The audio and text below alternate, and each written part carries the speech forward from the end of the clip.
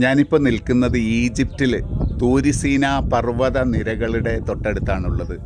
മൂസാ നബി അലൈഹിസ്സലാമിന് പ്രവാചകത്വം ലഭിച്ച, അള്ളാഹുവുമായി സംസാരിച്ച ആ പുണ്യ ഭൂമിയിലാണ് ഞാനും എൻ്റെ കൂടെ വന്ന 46 പേരടങ്ങുന്ന സംഘവും ഇപ്പോൾ ഉള്ളത്. ആ സാഹചര്യത്തിൽ ശുഐബ് നബി അലൈഹിസ്സലാത്തു വസ്സലാമിൻ്റെ മൂത്ത മകളായ മൂസാ നബിയുടെ ഭാര്യയായ സഫൂറയുമുണ്ട്. അവർ ഏകദേശം ഇങ്ങനെ നടന്നു പോകുന്ന സാഹചര്യത്തിൽ ഇവിടെ നിന്നൊരു പ്രകാശം കാണുകയാണ്. ഇവിടെ ആരാധനകളും പ്രാർത്ഥനകളും ഒക്കെ അവിടെ നടന്നുകൊണ്ടിരിക്കുന്നു. അഥവാ പ്രാചീനമായിട്ട് അന്ന് മുതൽ ഇന്ന് വരെയും ആരാധന നടക്കുന്ന ഒരു മൊനാസ്ട്രിയുടെ സമീപത്താണ് ഇപ്പോൾ നമ്മൾ നിൽക്കുന്നത്.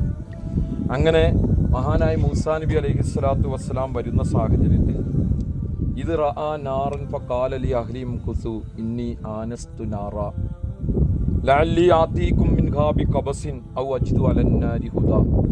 അവിടെ ഒരു തീ കാണുന്നുണ്ട്, പ്രകാശം കാണുന്നുണ്ട്, ഞാനൊന്ന് പോയി നോക്കട്ടെ, സാധിക്കുമെങ്കിൽ ഒരു ചൂട്ട് കത്തിച്ചുകൊണ്ടെങ്കിലും നമുക്ക് വരാമല്ലോ, ഇല്ലെങ്കിൽ വഴി അന്വേഷിക്കാം എന്ന് പറഞ്ഞുകൊണ്ട് ഭാര്യയെ അവിടെ നിർത്തിയിട്ട്, കുടുംബത്തെ വീട്ടുകാരെ അവിടെ നിർത്തിയിട്ട് മഹാനായ മൂസാ നബി അലൈഹിസ്സലാത്തു വസ്സലാം വന്നു.